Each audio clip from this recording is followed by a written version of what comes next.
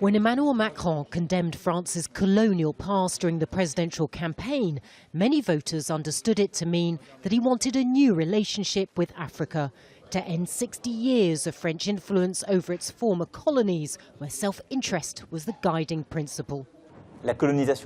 Colonization is part of French history. It was a crime. It was a crime against humanity. It was barbarous. It's part of the past that we must face up to.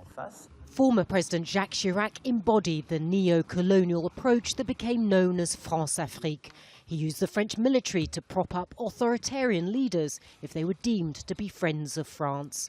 Nicolas Sarkozy had little time for Africa. In a controversial speech in Dakar, he said Africans had failed to enter the history books. It was under François Hollande that the Sahel region became a new frontier in what he called France's fight against terror. France has no desire to remain here in Mali because it must be the Malians themselves and Africans who ensure the security, the independence and the sovereignty of Mali. That's how I believe relations between France and Africa must be.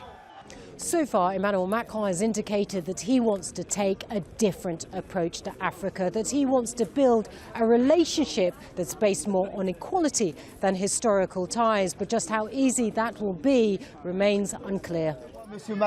Macron has had some false starts. He was criticised for saying Africa was being held back by women having too many children and for a plan to place French immigration processing centres in some African countries. The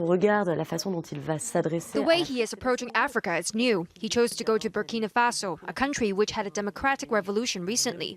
He's going to a university to address young people, and he'll have a question and answer session with the students. That's something we've not seen before. As he begins a 4-day tour of West Africa, Macron has chosen to set out his vision for a new chapter in French-African relations at Ouagadougou University in Burkina Faso's capital on Tuesday.